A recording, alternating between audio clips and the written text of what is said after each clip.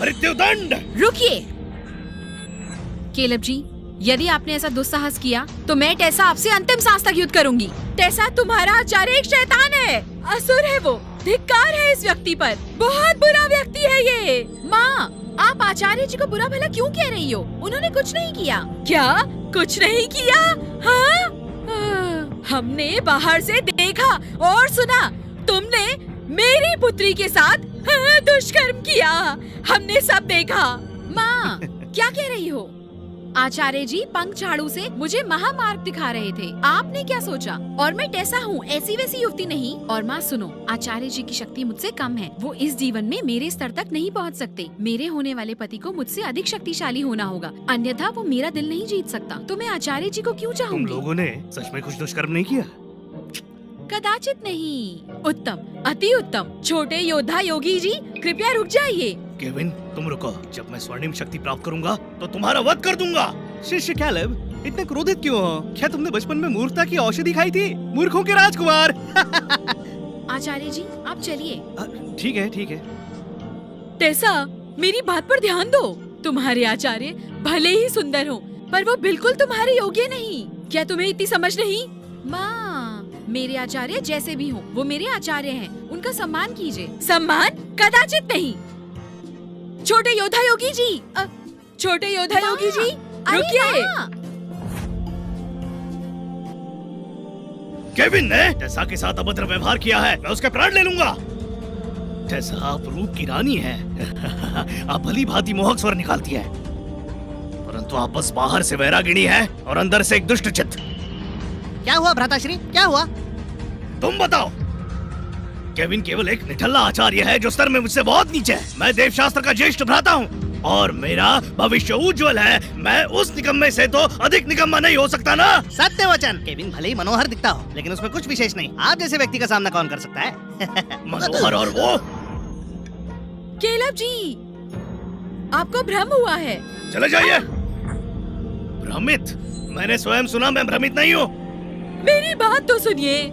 वैसा नहीं है जैसा आपने सोचा। बात यूं है कि तो आप कह रही हैं कि केविन ने टेसा को स्पर्श नहीं किया, उसने पंख झाड़ू से केवल उसे पाठ पढ़ाया है। परंतु केविन एक भला पुरुष नहीं है। क्या पता वो टेसा का लाभ उठा रहा हो। देखिए, अधिक रात्रि हो गई है, आप जाकर विश्राम कीजिए। आज से आप हमारे गुरुकुल में रह सकती हैं। अब तो आप क्रोधित नहीं है ना? बिल्कुल नहीं। उत्तम, अति उत्तम। क्रोधित होकर क्या लाभ? इतना सुशील युवक है, इसे ऐसे नहीं जाने दे सकती। तुम्हें मेरा एक कार्य करना होगा। जैसे ही कार्य होगा, मैं सुनिश्चित करूंगा कि राजवंश तुम्हें स्वीकार लेगा। आज्ञा दीजिए भ्राताश्री। थोड़ी मोहक अगरबत्ती मोल लो, कल केविन के पास जाना। ये अगरबत्ती, इसका उपयोग तो केवल दिव्य प्राणियों के विरुद्ध किया जाता है। केवल एक बत्ती एक दिव्य प्राणी को 3 दिनों के लिए चेतनाहीन कर देती है। हाँ, क्या ऐसा संभव है भ्राताश्री? चिंता मुक्त गुरुकुल जाकर दिव्य प्राणी पकड़ना चाहते हैं? केविन को बादल के समान शांत करना होगा। हाँ, ये कार्य आसान है। केविन केवल एक निकम्मा है जिसकी ऊर्जा कम है। विश्वास कीजिए, मैं उसे केवल 10 सांस में चेतनाहीन कर सकता हूँ और वो प्राण युद्ध में भाग नहीं लेगा। नहीं, मैं चाहता हूँ वो कभी भी ना जागे। एक आचार्य के हत्या का षड्यंत्र? ये तो राजद्रोह होगा। भयभीत क्यों होते हो? किसी को कुछ पता नहीं चलेगा। निश्चिंत रहो, जो कह रहा हूँ करो। जी। केविन, मेरी क्रूरता के लिए मुझे दोष मत देना। यदि किसी को देना हो तो अपने आप को दो, क्योंकि तुम निर्बल हो। प्रणाम आचार्य केविन। ओह, तो तुम हो? जी आचार्य जी। आचार्य जी, समारोह में कैलेब भ्राताश्री ने आपसे दुर्व्यवहार किया, उनकी ओर से मैं क्षमा मांगना चाहता हूँ आपसे। वो भी एक शिष्य है, मुझे उससे कोई आपत्ति नहीं। सत्य वचन आचार्य जी, किंतु हम आपसे छोटे, क्षमा मांगना कर्तव्य है। देखिए, मैं आपके लिए बाजार से ये अगरबत्ती लाया हूँ। लोग कहते हैं इससे आत्मा और मन शांत रहता है। लीजिए केविन, ये अगरबत्ती 10 क्षणों में 100 हाथियों को चेतनाहीन अवस्था में पहुंचा सकती है। और आप तो केवल एक आम आचार्य हैं। ये अगरबत्ती, आपको इसका अनुमान विलंब से हुआ। आप तो अब ये अगरबत्ती उत्तम है।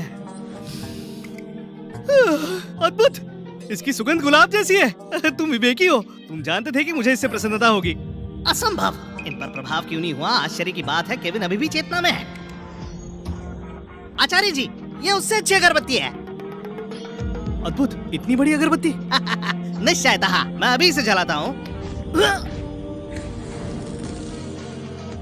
यहाँ पर रहने वाले सभी प्राणियों पर इस अगरबत्ती का प्रभाव होगा।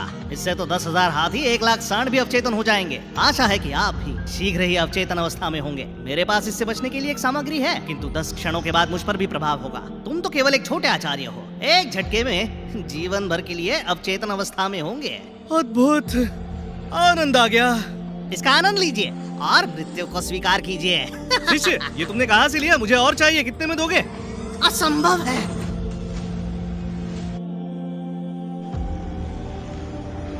ये सुगंध कैसी? आचार्य जी, आपने अगरबत्ती क्यों जलाई? ये क्या? ये तो हानिकारक वस्तु है। नहीं, आचार्य जी संकट में है।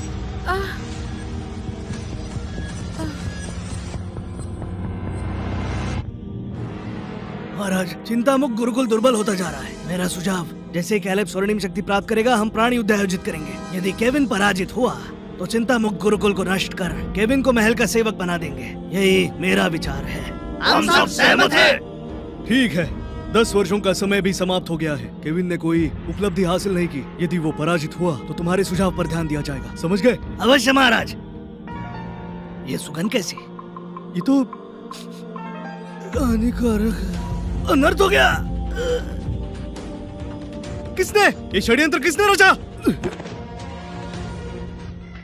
आचार्य जी, आप पर कोई प्रभाव नहीं पड़ा? पढ़ा ना, आनंद आ गया? नहीं नहीं नहीं, क्या आपको नींद नहीं आ रही? नहीं तो ये अजीब है, असंभव। नहीं, और सहन नहीं होता। मैं अब शिष्य, शिष्य, आजकल के युवक कहीं भी विश्राम कर सकते हैं, सर्दी ना लग जाए।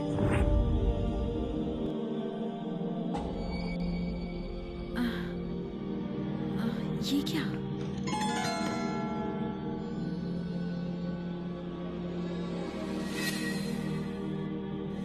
वो हानिकारक अगरबत्ती? आचार्य जी संकट में है।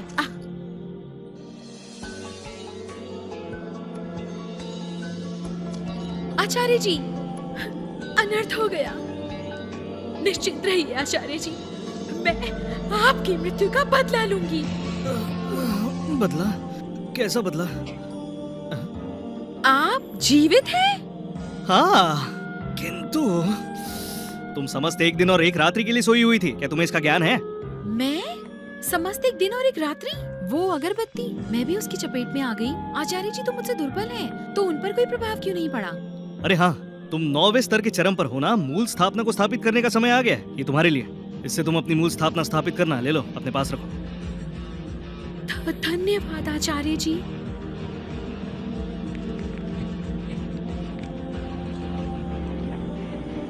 आचार्य जी, आप तो बेहद निर्लज हैं। ये तो मैंने अपनी माँ को लाने को कहा था, परंतु आप कह रहे हैं कि आपने मुझे दिया। आप ऐसे छोटे मोटे पैतरों से मुझे मूर्ख नहीं बना सकते। ये सामग्री तो मुर्गी की हड्डी समान लगती है, जो शायद आपके भोजन से निकला था। ये इतना सामान्य क्यों लग रहा है? या मैं ही भ्रमित हूँ? आचार्य जी मुझे मुर्गी की हड्डी तो नहीं देंगे, है ना? वो इतने मूर्ख नहीं है। लगता है मुझे ही इस गुरुकुल का उद्धार करना होगा। ये मेरा कर्तव्य है। भ्राताश्री, मुझे क्षमा कीजिए। तुम्हारा दोष नहीं है। केविन अधिक दिनों तक जीवित नहीं रहेगा। जैसे ही मैं स्वर्णिम स्तर प्राप्त करूंगा, उसकी मृत्यु निश्चित होगी। अवश्य। शिष्य, तुम शीघ्र ही स्वर्णिम स्तर पा लोगे। केवल कुछ ही दूर हो अपने लक्ष्य से। इसमें एक दिव्य प्राणी की ऊर्जा है, जिसकी सहायता से तुम शीघ्र ही स्वर्णिम स्तर के शिखर पर होंगे। धन्यवाद आचार्य जी। जैसे ही मैं स्वर्णिम स्तर पा लूंगा, कोई मुझे रोक नहीं पाएगा। फिर चिंता मुक्त गुरुकुल संपूर्ण रूप से मेरा होगा।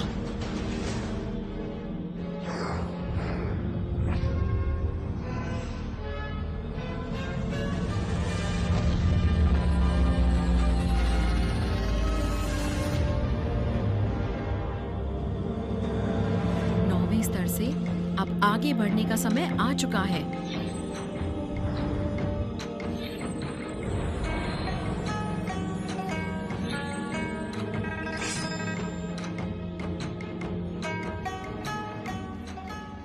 पुत्री, मैं तुम्हारे लिए हड्डी लाई हूँ। द्वार पर छोड़ जाऊँ?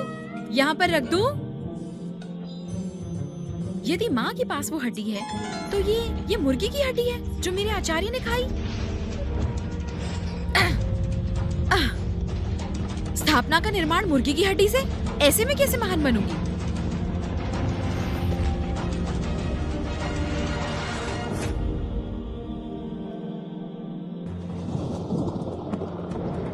इतनी जल्दी शक्ति की स्थापना करा ली?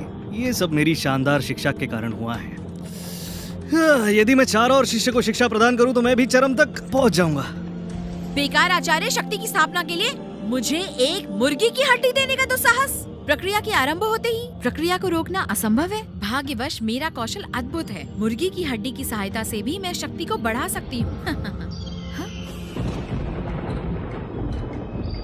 एक लाल छाया, नवरंग की दिव्य वज्र ध्वनि। क्या ये कोई दिव्य घटना हो सकती है? हाँ। जिसके कारण ये घटना घटी है वो अवश्य एक सच्चा योद्धा योगी होगा। मेरे कारण ये घटना घटी है। संभवतः ऐसा पहली बार हुआ है। ऐसा प्रतीत होता है कि कुछ समय में मेरे एक हाथ में पूरा चिंता मुक्त होगा और दूसरे में समस्त साम्राज्य।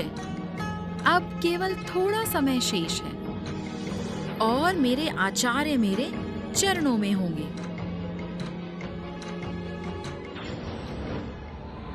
इतनी भयावह दिव्य घटना केवल एक योद्धा योगी ऐसा कर सकता है। ये घटना चिंता मुक्त में घटी है। क्या इसका कारण केविन यॉर्क है?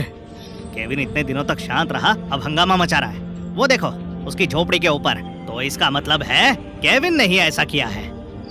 ये तो असंभव है। केविन तो एक तुच्छ मनुष्य है। वो ऐसा कैसे कर सकता है? संभवतः केविन कुछ वर्षों से अपनी शक्ति छुपा रहा था। मुझे तो लगता है वो बस इस पल के लिए शांत था। देव शास्त्र की चुनौती के कारण केविन इतनी जल्दी चरम तक पहुंच पाया है, अन्यथा यह असंभव होता।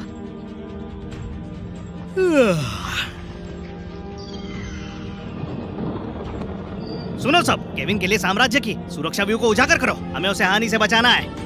अवश्य। ये काले बादल कहां से आ गए?